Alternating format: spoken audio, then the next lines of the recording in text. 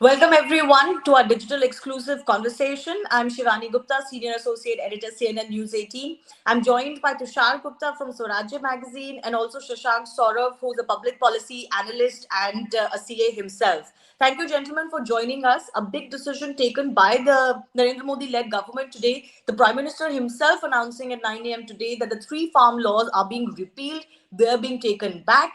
Even though the Prime Minister went on to explain why he's taking that decision, the larger question that is also arising out of this decision is what does it mean, not just for the reform of the agricultural sector in India over the in the coming years, but just reforms in India. Remember, the land acquisition bill was also taken back in 2015. That was another big reform that almost everybody understood and accepted was required, but was not possible. So let me go across to Shashank first. Shashank, you're a public policy analyst. Reform is always perilous in India, especially politically, and possibly these reform laws also turned out to be the same for the Narendra Modi-led government. How much impact do you believe this decision could have on future reform in India? Yeah, Shivani, so certainly this is going to derail the pace of the reforms because we have already seen in the past whether the farm agitation or whether the land acquisition bill, everything goes just in haywire because of the policy issue, not per se, but the politics. So definitely the farm reforms, farm laws were something which were meant to liberate the farmers. There was nothing against the farmers in these bills. There could be a couple of questions which could have been discussed, like there could be a provision in the law that the private player will not buy something from the farmers which is below the MSP price. There could be some mechanism to settle the disputes, the dispute resolution mechanism. There could be some enhancements that could have been done, but there was nothing per se in those farm laws. But still, after almost a year, the government is taking a back step. Then this is giving a boost to someone who doesn't want India to develop. Point number one. Point number two, this is giving a template to the agitators, the left-leaning politicians, or the vested interest groups to just use this in future as well. And which is going to happen. We saw this in CAA, we saw this in farm laws, and this is going to happen in future again because I just saw a tweet from the farm leader Rakesh Tikath. He said that despite of assurance from Prime Minister, he's not going to take back his agitation. It means that it was never about the farm laws. It means that there is nothing against the farmers in the law. It is crystal clear because the government was ready to discuss clause by clause. It went to the farmers multiple times, but nobody came to government saying that please scrap this particular provision of the act and then we are happy with this. There was just single word MSP. And the another point of agitation was the contract farming. Let me put you two things. In India, is MSP guaranteed now? The answer is no. Is MSP going to stay? The answer is yes. Because if you should see the legal provisions, the Food Security Act 2003 says that central government will keep procuring the food grains for the purpose of public distribution system and distribute the food grains to poor and marginal sections of the society. If this is a legal provision in the Food Security Act, can any rational person in India believe that in a populist country like us, these provisions are going to go away? The answer is no. So MSP is here to stay. But the government failed in its communication strategy. And now we are paying a price. Similarly, in the contract farming, in 2013, Punjab state enacted a farm law for this contract farming. Nobody made any statement, no outcry, nothing happened. It's been 7 years. Even in 2003, when BJP-led government by Vajpayee promulgated some draft paper, the discussion happened. And then in 2007, on the recommendation of Swaminathan Commission, the Congress government came up with a policy statement that the contract farming should be promoted. When the Congress said in 2007, when the Congress ruled state in Punjab did in 2013, although at that point of time, Shiromadi Akali Dal and the BJP were ruling the Punjab, but yeah, when this Captain Amrinder Singh government, the law went as it is, it got implemented, it went smoothly. When you are in your state doing this, how it become anti-farmer law when this is done by the center? And we all know that this Politics. We know the politics and the duplicity in the opposition to farm laws. The larger question now is they have been repealed. So what happens next? Can India overcome this setback, Tushar? This is a setback, no doubt, because the Yeah, farm laws brought reforms that policy experts and agricultural experts, everyone believed was the natural course of action, but they have been derailed. Shivani, just purely by numbers, agriculture today contributes 16 to 18% to our GDP. From an employment point of view, 40 to 50% of the population directly and indirectly engaged in agriculture. So when I talk of these three farm laws, I talk of something that had the potential to transform our GDP growth, at least for this segment. 20% GDP growth being impacted by three farm laws. So when we look at these three farm laws, the mistake, I agree wholeheartedly with Shashank, the communication strategy has been dismal, it's been bad. Now, when we think of private farming, people reduced it to the likes of Ambani and Adani coming to the farmer, procuring the crop, and going away. It's not that.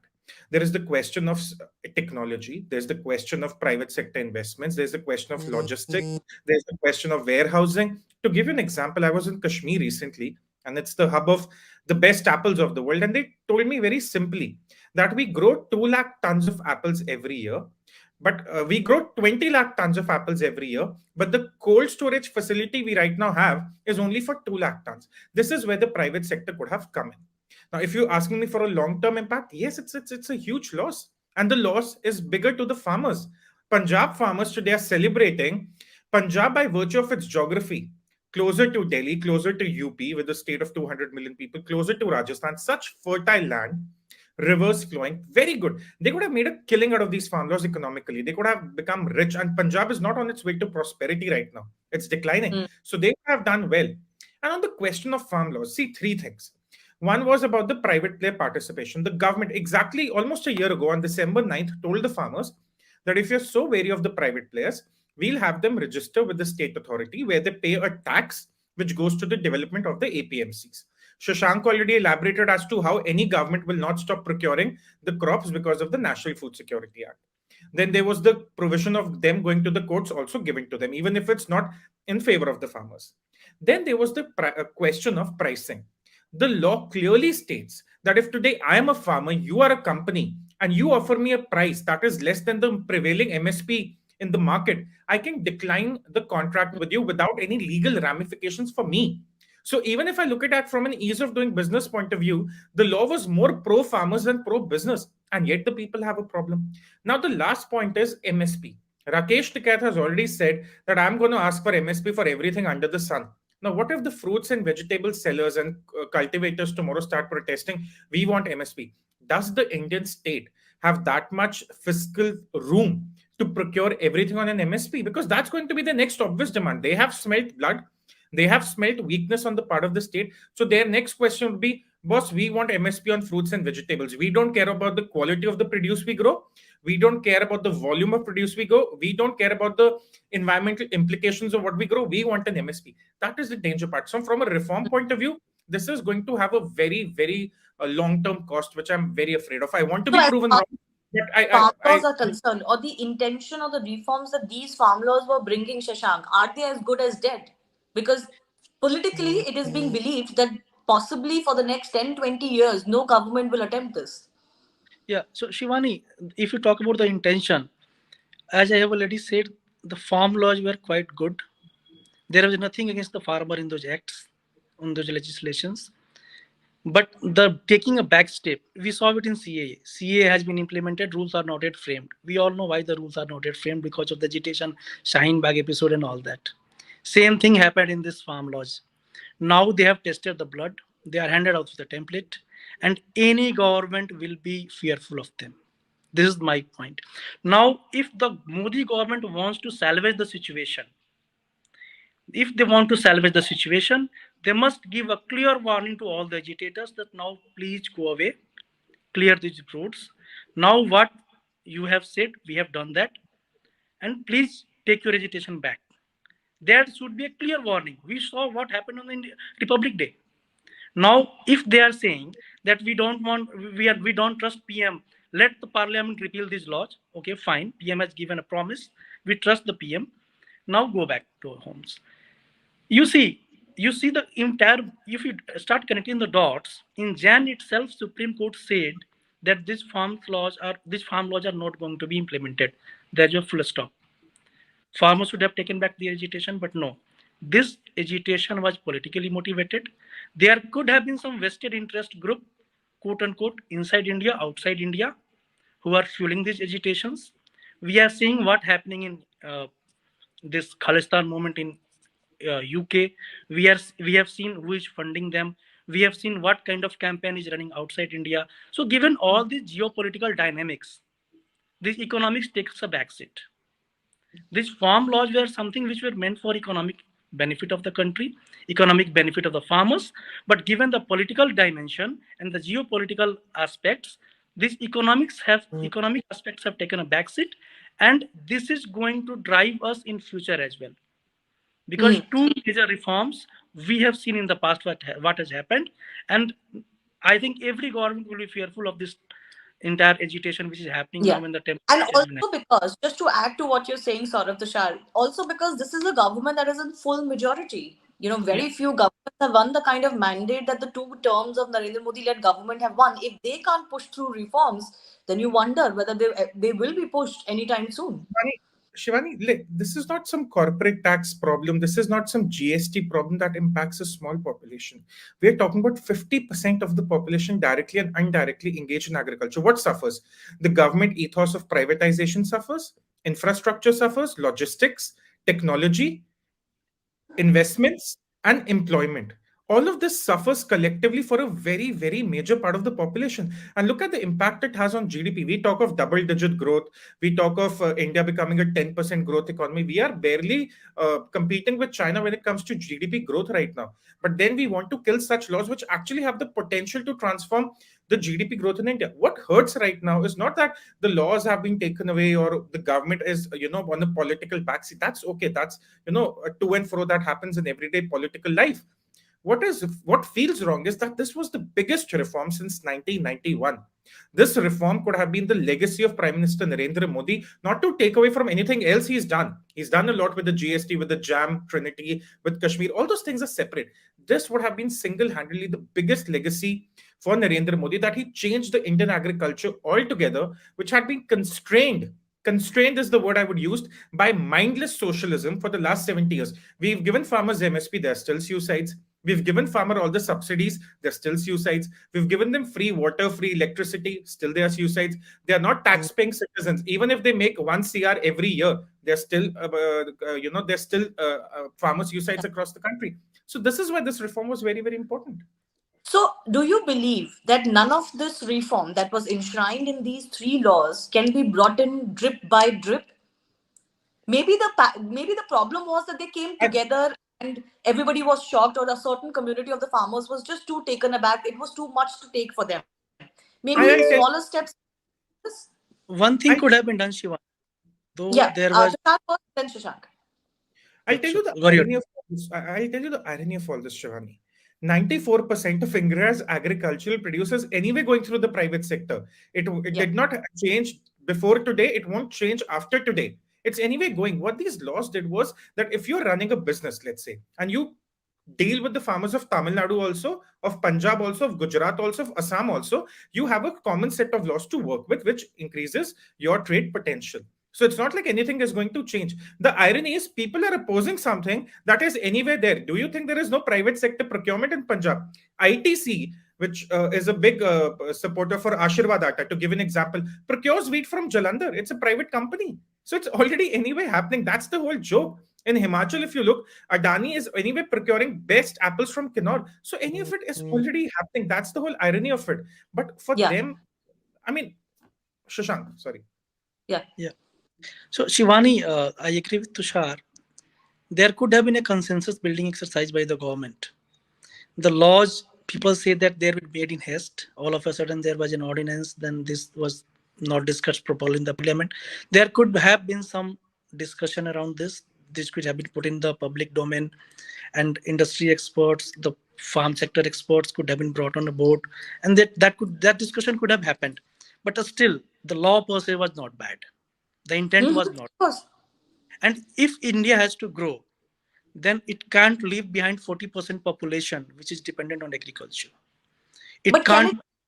let's look forward. We've discussed all of this. Let's look forward. Can some of these good aspects of these laws be still brought in, maybe with greater consensus and one by one? Or do you believe That that this should is... happen. I think government should not get a cold feet. They should continue to pursue the reform agenda. And now, since they have understood, they have also got a lesson, I would say.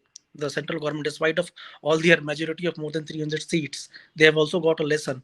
They should approach in a consensus building manner. The law should be discussed well in advance. This should be put in public domain. All the concerned stakeholders should be taken on board, because in that case, you will have someone to back you. There are many farm organizations. If you bring some of them on board, there will be at least some consensus, and somebody will be there to back you in case there are vested interest groups who goes on who rampant. tried? Yeah, who goes on just goes. That sometimes that also has gone in the past and has possibly gone in with this also, that there is no public policy sustainability, or there is no structure which can be depended upon, because you take some measures, then you take them back. So the message to the corporate sector is obviously very poor, Tushar. So, Ani, this problem is India is not new. We Yeah, lack yeah, yeah. think. That's what I We said. It lack has happened before, and because now we this... can't expect the politicians to be expert on each thing and everything. They could be expert in social engineering. They could be expert in few things, but they can't be expert in everything. So we need But think tanks, and Shivani, the problem which Modi is Yeah, you on. talk of the corporate sector, look at the likes of Amazon, which are investing big time in India.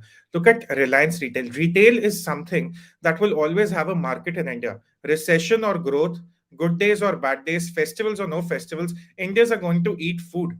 Right now, also, your best e-commerce websites are procuring for the farmer. So this has a lot of investment potential. I keep coming back to this point that in our haste, all these observers, stakeholders, the farmers themselves, reduce these three laws to a company coming and procuring from the farmers. That is all. It wasn't it.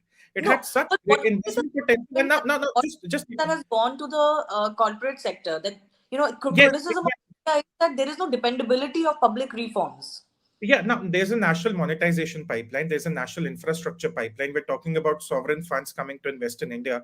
Now, they would also be worried that what if tomorrow protest breaks out and the project is completely destroyed for that simple reason? What is your physical infrastructure is threatened? Because this is a very simple law in the larger scheme of things, Shivani. That is why I'm stressing on this was a very, very simple thing to get through, because it's anyway implemented, as you said, drip by drip. It's already there. With the states already have the laws. Yeah. Reliance is already procuring from Punjab, from Karnataka, everywhere.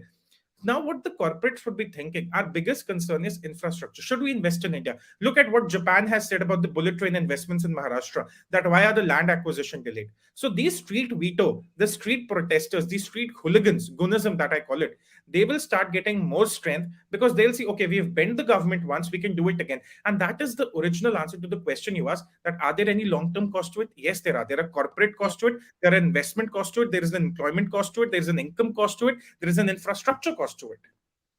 Shivani, Just 1 second, Shashank. I wanted to deliberate a little bit on the street veto thing, because now the fear is that for anything and everything, if you can get enough number of people on the street and block the highways, especially to the national capital, you can even run amok.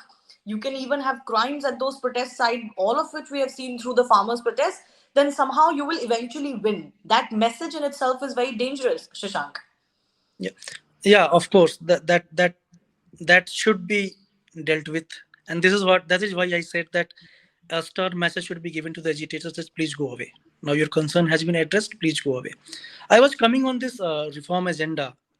So we all know that public sector is not here for charity. If they are investing something, they just want some returns, because they have also their shareholders, their stakeholders, blah blah. Now in the UPA government, we saw a policy paralysis. Similarly, policy paralysis is bad. Same goes with policy uncertainty. Yeah. Just take an example.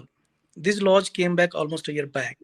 If any major corporate house announces some investments and commit some funds in this agriculture sector based on these laws, how they will feel now? Yeah. Their money will go to the drains, and therefore this policy certainty is required. Because once you make a commitment in terms of development or something, there is an entire chain which has to be built up. The financial commitments are also there, and once it takes time to reap the benefits. It's not that Amazon, Flipkart, or Reliance, Adani, whatever, making the investment and they are start earning profit from the day one. And therefore, they need a long certain term policy is going to continue so that at least they are able to recover a handsome return on their initial investment, and this keeps going on. Yeah. And therefore, All from of this is known. Yeah. Tushar, since you are a political analyst also, let me give you the final question. The fact that this will increase the bravado of street protesters, the power of the street veto, this will embolden the opposition in wanting to derail certain reforms that they may have backed in the past themselves, that this will send a larger message of weakness as far as even the strong majority government in power is concerned. Now, all of this is obviously something that the Narendra Modi-led government also would have known. Yet they have taken this decision. Do you think there is trouble ahead for them as far as the remainder of this term is concerned? Absolutely. Now, the Prime Minister said, I expect the farmers to go back, start afresh. What do we see an hour later? Rakesh Tiket saying, we are not going anywhere. We are here to ask about the MSPs also. Now, MSP was never a part of the law. Now, my concern is BJP must realize who its actual opposition is. It's not in the parliament anymore. BJP is doing some stupendous work on the ground. That's fine. They're getting them votes. They're winning the elections. But they have to realize that their new enemy, their new threat to their policy making comes from these hooligans on the street. Today, they have captured a national highway, which is essentially the lifeline of North India. Tomorrow, they'll घेराव the new parliament. What if they start going and sitting on Central Vista that we won't allow the construction? This is against public use of funds. I mean, there is no logic to it. But these people, all they need to get is 100 people together, get some women and children, as we saw with Shaheen Bagh, render the police force helpless, and do what they want to. They'll get the media attention. They'll get the same old routine journalists to capture their side of the story. That is my worry, that today the government has given sort of a free hand to street veto. Someone might argue that, oh, this is a different situation. There was the threat of this, there was a threat of that. But at the end, what matters is these people were capturing a highway illegally, as told by the Supreme Court, as told by the Constitution. And yet the government has said, oh, we want to work with you even now. That is a problem. The government should have said, and it has said, that we are okay to repelling the farmers. First, you go back. Now, the government has given them all the leverage there was, even repelled the farmers. They are not going anywhere. So again, street veto has won here. As much as we may want to deny it, we may want to structure it some sugar-coated words, the street veto has been given a free hand today, and the reforms post today would be very, very difficult. It would need a lot of good communication. Shashank already highlighted that. But the problem is now BJP will have to also fight policy making on the streets. That's going to be very, very troublesome. All right. We'll end it on that note. Thank you, gentlemen, for joining us. Let's see what happens ahead. But the jury is still out. Whether this makes the road politically ahead for the BJP till 2024 easier by this balm, so as to say, that has been put out, or will it actually make it tougher for them because the opposition, whether on the street or in parliament, has smelled weakness? Thank you, gentlemen. We'll continue to discuss and deliberate this further. Thank you. Thank you. Good one.